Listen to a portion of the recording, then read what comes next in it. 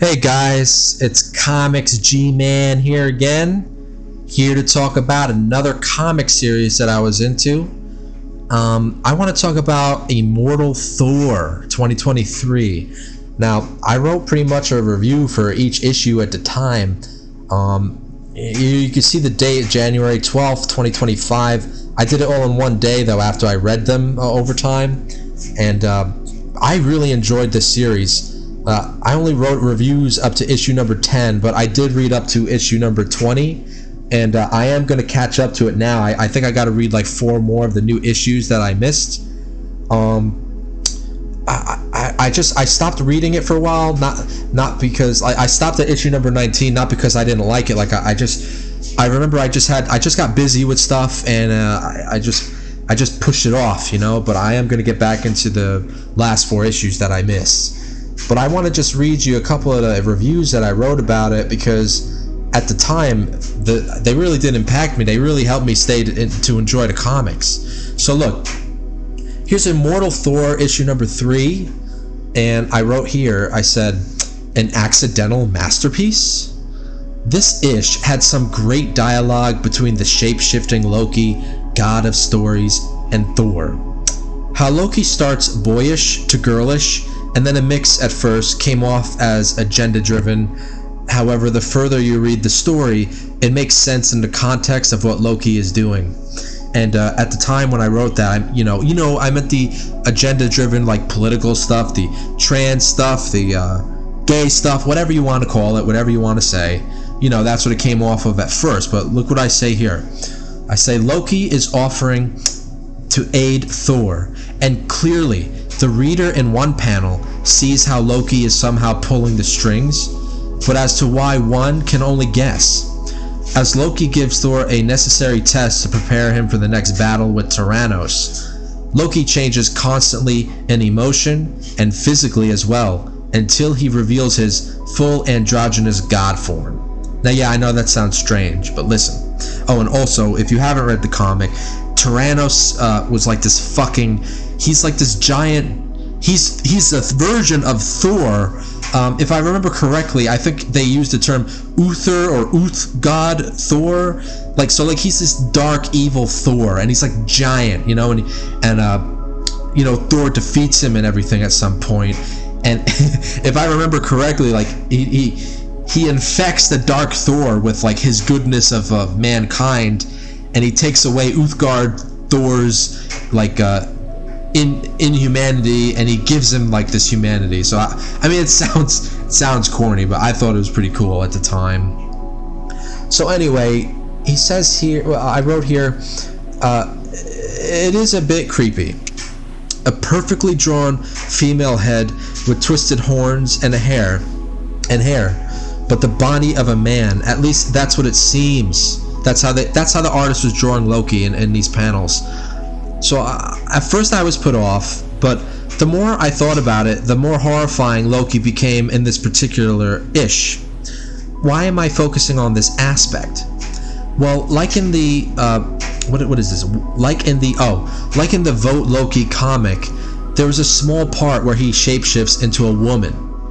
The reason was actually logical, and I thought it was pretty funny at the time. In the Vote Loki comic, when he was asked, "Why are you now a woman, Loki?" Loki responded with, "Trying to see if this will improve my chances to win the presidency." I thought it was kind of a maybe they did this on purpose or not. I thought it was kind of a subtle jab and cultural joke on how politics is surface level bullshit. Like it's like, so you're basically saying there, like, if you're a woman, you might have better chances to win because of how it looks optically. That's how I took it. So clearly, I say here, in this ish, Al Ewing, however you say that name, that's the author writing these issues. He's probably aiming to get your goad because of his ideology, if he has one. But if that is the case, he fails in this respect. So here's my perspective here. Instead, by accident, Ewing created a Loki that is endemic and symbolic of our current turbulent times. Constantly changing, unsure, a pendulum swinging from right to left, boy-girl, This is the embodiment of madness. Loki has reached truly the height of deception and insanity. For Thor reminds the reader throughout this ish that, quote, the storyteller lies and only stays true for the story. Why this particular theme really excites my imagination is because being a fan of the Loki TV show as well, this makes me wonder if Loki, when becoming the god of stories, retained his new persona of selflessness from being with Sylvie, Mobius, B-15, and company.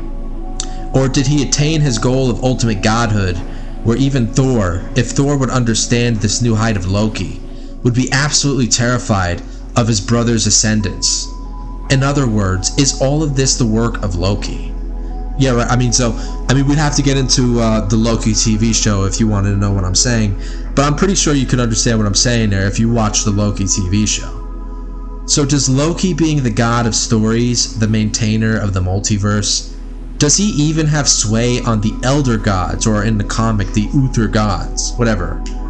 Thus, his constantly shape-shifting form throughout this ish, symbolizing this possible inner conflict of accepting this new godhood and using it for nefarious purposes, or fighting to retain his heroic capabilities. This is probably overthinking it, but isn't that the fun of reading comics? So just for that intellectual stimulation, this ish gets a perfect 10. That's what I gave it at the time. Let's see what I wrote here at issue number 4. So here's what I say at number 4. Though not as masterful as previous issues, this was still a blast to see everyone sharing Thor's hammer to take down Tyrannos. My only beef in this is some of the characterization going on. Storm comes in here. She's pretty mean these days, and not just in Thor, but in the Avengers run too, I've noticed. She is very short with people and has an uppity attitude like her shit doesn't stink. I'm sure there's a good reason for this that I might have missed in some series, but I still don't like her current persona. Like, when Thor asks for her help, Storm treats him like dog shit. She uses her atmospheric pressure powers on him to make him feel the crushing weight, and strikes him hard with lightning, which of course he speaks to the lightning to ease off and it obeys. Storm has the same cliche line that also came up on, I specifically bring this up, on Avengers number 20 or number 21 by Jed McKay, I think, where she says, quote, I must be equal, like no joke. In Avengers, when talking to Scott, she says roughly, I no longer work in groups that have a leader, only in groups that are equal to each other. Oh my god, yes, I remember that. I think that was the Uncanny Uncanny X-Men by Gail Simone. No, that was a Jed McKay X-Men one. Well, it doesn't matter. You get what I'm trying to say. So she says here, what am I saying? I say here, Storm sounds like a pissy 5-year-old to me, and clearly her anger comes out more when the person she is talking to is white. This hatred really comes out on poor Thor. None of the others come off like this, though Jane was pretty nice. Bill, having felt angry about Thor, ended up making up with him after the defeat of Tyrannos, and they had a real bro moment that I loved. Obviously, Storm being mean is some kind of editorial agenda, if she is just like this now, I guess. Nonetheless, the Thor stuff in this is golden. Yeah, you could see at the time I was really kind of getting tired of the Storm bullshit. I mean, they were painting her like this in like every fucking story she showed her face in. I mean, obviously they made her like that in her solo comics. I didn't even read those. I've read like the one issue of that where like she became a politician or something. Total bitch aura, boring. I'm not interested in that. Like, unless you're a villain, fine. Or unless you're having an arc and you're having a bad time and then you realize you're being a douche, fine. But like, if you're just a bitch just because you're a bitch, boring. Who thinks that's interesting?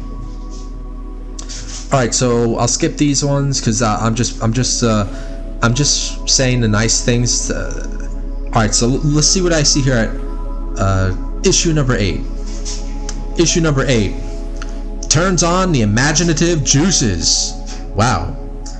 The foreboding atmosphere each panel brilliantly throws at the reader keeps the intrigue high. Thor, coming face to face with Mother Gaia, gets some background on Adam the sun god and how Gaia has the ability, the key from Utgard Loki, to unlock the gates, which causes extinction level events when she pleases. Obviously being a symbol of the environmentalist climate change ideology, Mother Gaia is tired of humans using her and treating her like shit with Roxxon oil. That's the company in the comics. A bit on the nose and kind of hokey, but Thor's response brings you back into the comic world. Oh, I remember this. I actually like this a lot. Thor chops her head off with a vicious swing. I love this. That's, again, I'm sure Ewing, Al Ewing, the writer, is a leftist and is trying to push his politics. But like I said about his interpretation of Loki shapeshifting on issue number 3, Ewing accidentally pisses on his own beliefs. Having Thor full of righteous anger at Mother Gaia, threatening mass genocide, is kind of calling out the climate ideology as just that. As a giant green genocidal monster that needs Thor to decapitate it before it kills us. Of course, Gaia in the comic only activates the coming horror she does. She does not perpetuate, but she does not perpetuate it technically. I kind of fucked up the wording there, sorry. Not sorry. Luckily, Gaia is not as insane as the climate change cult and was nice enough to create Thor to give humanity another chance. So thanks Mother Gaia for that. So look, even Mother Gaia is not as much of a prick as some of the people you see. So, no, I'm remembering this now. I'm remembering Mother Gaia was like, I'm gonna have to fucking kill everybody, Thor. Like, they're taking a shit on the earth. They're treating me like shit. Like, they're gonna have to go, Thor. They're not worth it, bro. And Thor was like, no, I do not believe that. I don't even know what that was. That was like a Russian accent. I'm trying to do a Nordic accent. I can't even do a Nordic accent. But like, Thor's like, I will not stand by that, Mother Gaia. I shall fucking smash your head in. I fucking love that. I fucking love that. Okay, alright, let's talk about issue number 9 here. This is the last issue I'll talk about in Immortal Thor. I said Minotaur American Psycho. I did not expect the Minotaur. The Minotaur in this issue was the villain that you find out is kind of like controlling the story a little bit. He's controlling the narrative. But you'll see why I like the use of the Minotaur in this issue. I did not expect Minotaur to be this compelling of a villain, but this was well done. Expecting a cheeky, hokey political message from Ewing, instead we received something more honest about never-ending entertainment and consumerism and breaking down humanity to economic units. When Thor asked Minotaur why he wants to turn the world to shit and have a small population of a people divided by class status. Oh, before I go on, let me tell you what happened there. If I remember right, what the Minotaur wanted to do was, I think he wanted to like, I don't remember how he was going to destroy the world or suck up the energy or something, but then like he was going to take over the leftover people who could afford it, and he was going to like put them in like a little suburb and have them live in a dome city and everything was all normal. If I remember right, and they were going to be like controlled, but it was funny the way they did it in this one. And let me see if I say it in this review. So when Thor asked Minotaur why he wants to turn the world to shit and have a small population of a people divided by class, Minotaur's response was classic. He says, I like it when the numbers go up, that's all, because that means I win, that means I'm better, and that's all there is. It's simple, but the art and how the panels flowed to this really hit home. This was Patrick Bateman level thought process. Cold, evil. Ewing must have read works of Bret Easton Ellis because Minotaur is a Bret Easton Ellis character if he was a comic book villain. If you don't know who the author I'm referring to is, look up the 1991 novel American Psycho, or just watch the Christian Bale film adaptation, which is a classic. Finally, a memorable quote by Minotaur. Art, he says. Minotaur says, art? I never liked that word. I prefer content. I fucking love this. I laughed at when I first read that. Ewing has a way of mixing modern day cultural entropy and solidifying it in writing to make sense.